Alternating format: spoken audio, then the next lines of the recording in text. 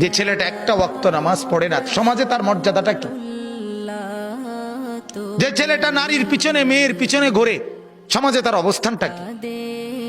এই দুই চারজন বন্ধু একত্রে, এদের একজনের কাছে আরেকজনের কদর, এটা দিয়ে তো হইল না।